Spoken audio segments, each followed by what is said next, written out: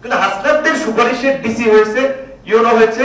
তুমি একটু পরে বলো, পরে বলো। না না এখানে পরে বলো, তুমি বলো, পরে বলো না, তুমি পরে বলো না। আপনি এখানে আমাদের সুপারিশে একটা, আমি এখানে মিডিয়ার সামনে একটা পত্রিকা অফিসে বলছি, একজন কোন জায়গায় যদি দেখাইতে পারে যে কোন জায়গায় সুপারিশ করেছি কাউকে এসপি নিয়োগ দেওয়ার জন্য, ডিসি নিয়োগ দেওয়ার জন্য, ওসি নিয়োগ দেওয়ার জন্য, এসআই নিয়োগ দেওয়ার জন্য, এই জায়গায় রাজনীতি থেকে ইস্তফা দিব। এই যে যোগাযোগ করে ব্যক্তিগত ভাবে আছে, আপনিও লিস্ট পাঠাইছেন, আপনিও বিভিন্ন টেন্ডারের লিস্ট পাঠাইছেন, আপনিও বিভিন্ন ইয়ার লিস্ট পাঠাইছেন, এগুলা ভাগবটার যদি না বনে আপনারা হচ্ছেন এনসিপি সমালোচনা বিষয়ে আপনি পদ নিয়ে নিতে পারেন।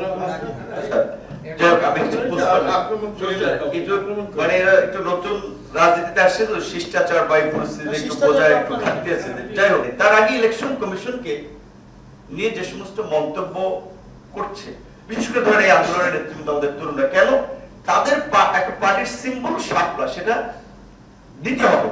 শাপলা মান্না ভাই তার আগে নিবন্ধনে চেয়েছিলেন, মান্না ভাইকে দেয়নি, বিকজ গেজেটে নাই। তাহলে আমরা শিক্ষিত মানুষ হয়ে যদি আমরা উল্টে ঠেলতে থাকি যে আমার পক্ষে না গেলে, আমার পজিশন না থাকলে এটা সঠিক নেই।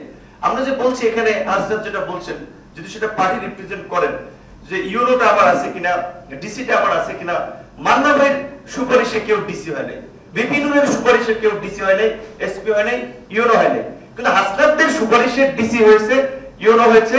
তুমি একটু পরে বলো, পরে বলো না না এখানে পরে বলো, তুমি বলো, পরে বলো না, তুমি পরে বলো না। আপনি এখানে আমাদের সুপারিশে একটা